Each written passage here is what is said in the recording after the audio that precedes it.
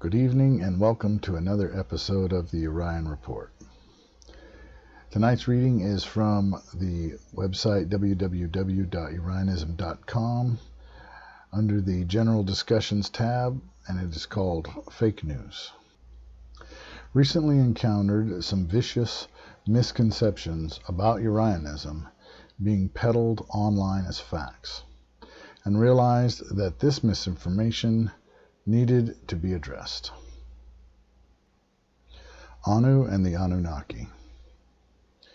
There are those who believe we worship the ancient Mesopotamian high god Anu and or the Anunnaki, gods of Mesopotamia, Sumer, and Babylon. This is a complete misunderstanding of our teachings and a misstatement, either of ignorance or bad intent. Our view of God is based on the idea that the Supreme Spirit was hinted at or revealed in almost every culture from the beginning. We look at God like looking at a great diamond, with innumerable facets, each facet a face or idea about the Most High. Anu among the Hurrians, Hittites, Babylonians, and Assyrians, or An among the Sumerians, is seen as merely one facet of a far greater truth, one mask of eternity. In Canaan, El or El Elyon. Among the Israelites, Yahweh, Yod-Heh-Vav-Heh. Among the Greeks and Romans, Uranus, Urs Anu, or Hephaestus. Atan or Amen among the Egyptians. Taidi or Jade Emperor, or Shangdi among the ancient Chinese. Allah among the Muslims, etc., and etc. Each is an idea about a highest being, a high father, though among the Sumerians we also see Namu, not to be confused with the Babylonian Tiamat, as a feminine face of the Creator. Even among the most primitive tribes of humanity, there has been a consistent idea about a supreme spirit, a great spirit, or first father or mother. The one and most high God has always been with us as an idea. More than this, however, historically it is my belief and the Orion teaching that Anu is the root idea of later Near East concepts of Ahura Mazda, Zoroastrian, El among the Canaanites and Jews, and Yahweh among the Israelites, and maybe even be the root of the Greco-Roman Uranus. This is why we often make the statement Ur-Ians, for Abraham came from the city of Ur within Mesopotamia, and we believe and were taught by Uriel that he, Abraham, was a worshipper of the Mesopotamian god Anu. An means heaven or highest, while Anu means the high one or heavenly one. This god was known in those days as being associated with or a parallel of the Canaanite god El.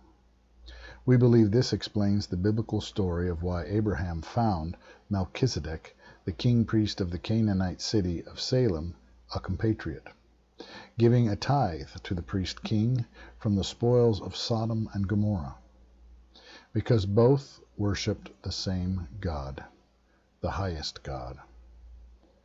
In conclusion, we view notions of An or Anu as mere faces of the Supreme Being, or masks, and ultimately Anu are ideas about God. Yet it must be said that every mask or aspect of the Supreme Being has its special energy or angle, representing one view of the one God. Anu, like El, is experienced as a kindly grandfather, often seen in visions as the archetypical idea of the hermit, tarot reference, or a Gandalf-like character, very wise and patient. In contrast, Yahweh was very much a passionate and masculine entity, more of a stern dad idea. In this same way, we see that every true prophet and saint is a facet face of Emmanuel, God with us, with Yeshua as primary among those. God keeps reaching out to us through humans that are anointed, Christed, to bear God's words. even as God forever speaks to us within through his, it, her spirit of wisdom. Paganism, other gods, Anunnaki. Certainly, as monotheists, we do not worship the Anunnaki, as in many gods or lesser deities. We are not pagans. Indeed, if you study mythology from culture to culture, there is a tendency in those stories to push aside, supplant, or simply ignore the High One, relegating the first parent to obscurity. And due to a pattern, we must conclude that this mythological aspect is intentional. Something wants the High One out of the way. Indeed, is it any different today? Certainly humanity and its rulers, seen and unseen, are ever trying to push God out of the way, replace him, it, her, with their vain idols of sensualism, superficiality, and materialism, and unto these sacrificing millions of unborn babies. Among the Israelites, Jews, however, this tendency was subverted so that the gods were replaced with the idea of angels, and those angels who opposed God and the good were classified as fallen angels and demons. In this, Judaism was successful, in a sense, of saving the High One from being supplanted by lesser entities, at least within their religious teachings. In short, we see the gods as fallen angels, related to the Watchers, the fallen of the Book of Enoch. Our holistic or universal approach to monotheism, including the embrace of the mystical and theurgical ideas within monotheism, does lend itself to the brand of paganism and New Ageism. But mystical and theurgical practices have always been part of monotheism. Prayer is itself like casting a spell. The founder. The founder is not from China, as one rumor states. The originator, who taught Rayathan and myself, passed on in 2019. We have always sought to keep this fact unknown, though hinted at frequently over the years, and I have deliberately chosen to go against and break this personal rule. The scribe is merely her student, however pivotal to what has become Urianism. Each of us, a trio of persons, have played our role and carry on as best we can. The founder is not intent on conquering the world. Rayathan and myself will be far from this world, having passed on, before Urianism is ever fully realized, or any of its political social goals are achieved. We have not profited from this. We have spent a great deal of money, and have known hate and rejection and mockery for our efforts, not fame or accolades, and neither have we sought this. Our hope is for an epic future for humankind.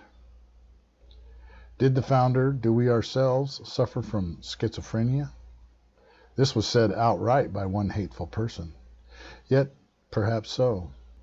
All three of us have experienced paranormal sights, sounds, and sensations, powerful visions, and lucid dreams over the years. We have also all wrestled with anxieties, depression, loneliness, and feelings of alienation from family and society. In modern terms, most of the prophets, saints, and visionaries of the past would be classified as schizophrenic or mentally ill in some fashion, certainly delusional by modern secular standards. Does the founder or triune suffer from Asperger's? No. Yet, given that my beloved nephew killed himself because of Asperger's syndrome and the persecution he was getting from his local community in the form of bullying, the utter hate the critic expressed toward people with this syndrome was personally very offensive. Moreover, their complete contempt toward those with mental illness in general was rather telling of their character. Urian science. One accuser critiqued our ideas on science as, in summary, ridiculous.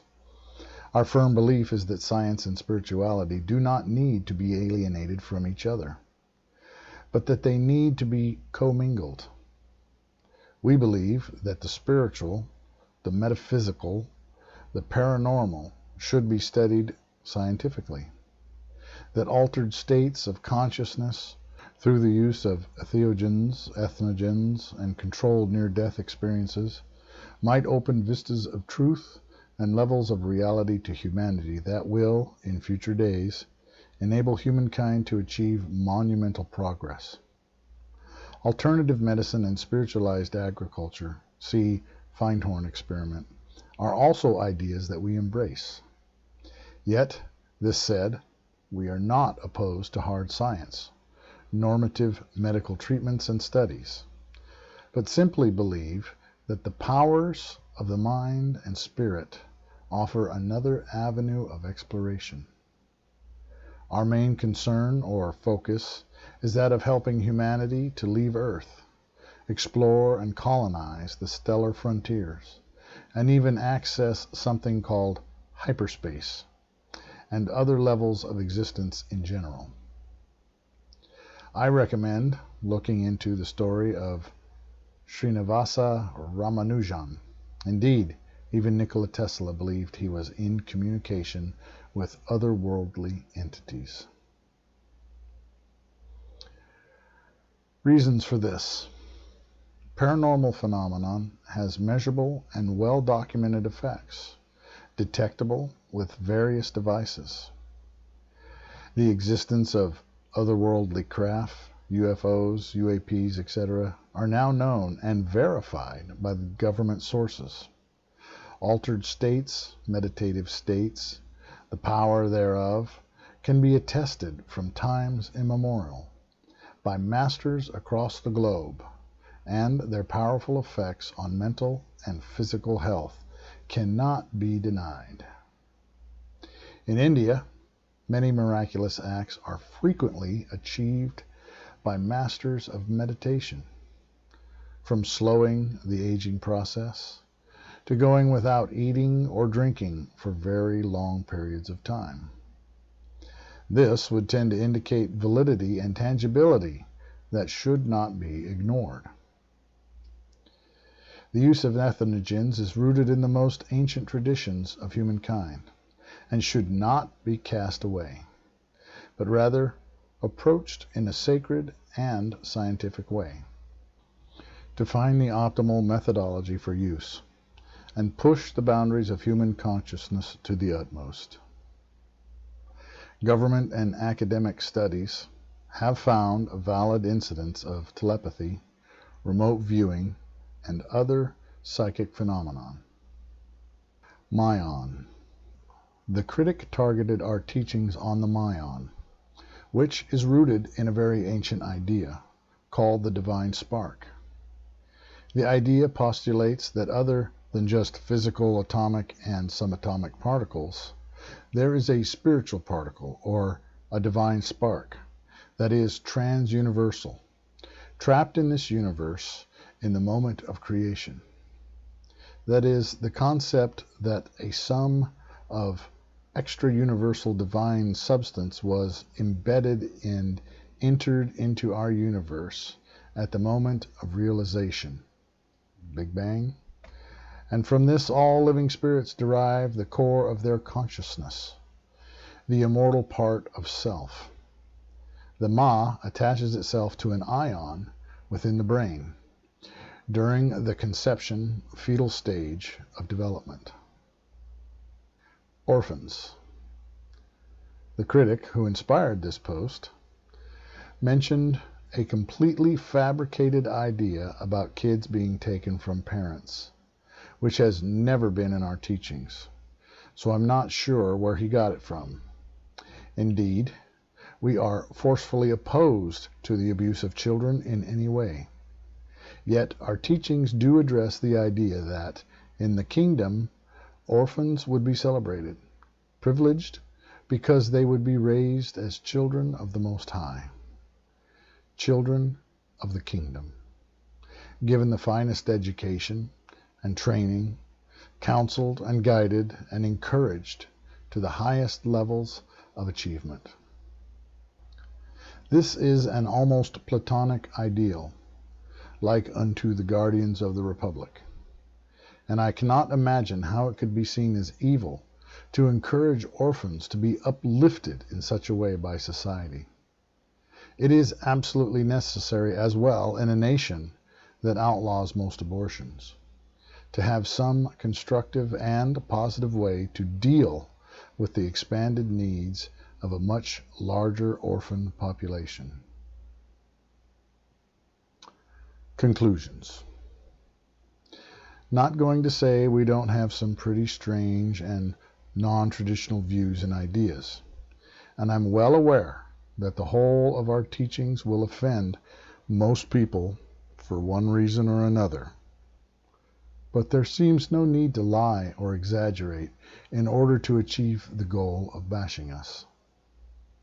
And that's the reading for tonight. I hope you enjoyed it. For more wonderful readings, please visit the website www.urianism.com. God bless you and good night.